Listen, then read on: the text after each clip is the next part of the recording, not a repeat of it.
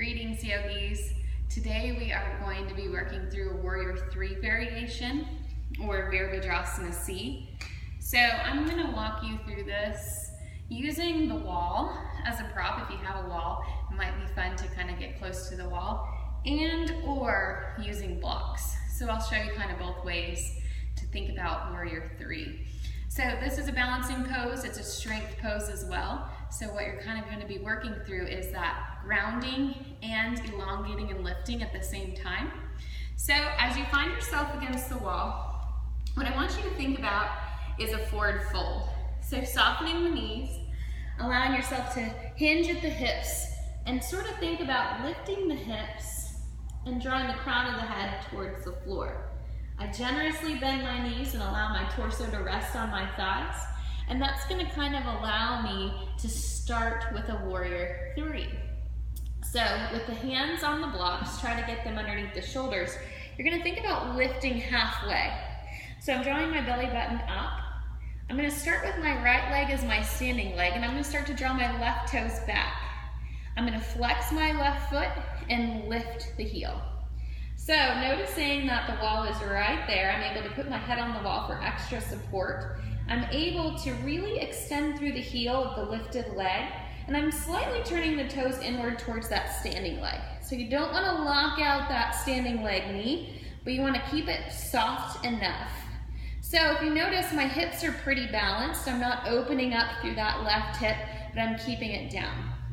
So to add in a little bit more, I'm going to start to draw one hand towards my heart, two hands towards my heart, and I'm keeping my head against the wall. But I'm finding the alignment here. Try to talk and do this balance at the same time, but that I can find that lifting through my heel. So the idea is to kind of feel like what a capital T looks like. So that's the idea of the Warrior III.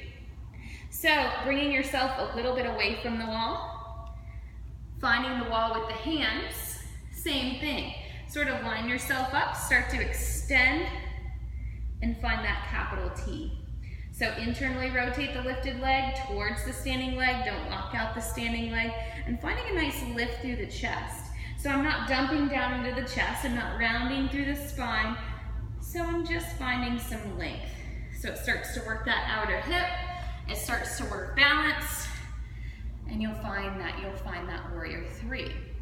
So as you feel more comfortable with the alignment of this pose, start to take it away from the wall. So I'll face you as I do this next round. This time my left leg will be the standing leg, hands towards the heart, heart center, whatever works for you. Think about sending the right toes back or the opposite leg toes back and start to hinge into that space. So I'm like that capital T.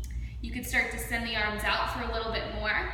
You could send the arms back for airplane and a little bit more stability. I'm still not locked out, and I'm able to ease my way back into standing. So a couple of options for the Warrior III, just to prep and just to build from the ground up. Be sure you're extending through the chest and the chin. Use the wall, use blocks, use anything you can use to find stability and balance. So remember, you're working the outer hip, you're also working the low back. It's a stretch, but it's also strengthening. It's also balance. So keep that in mind as well. Be kind to yourself, and thanks for supporting the videos. Namaste.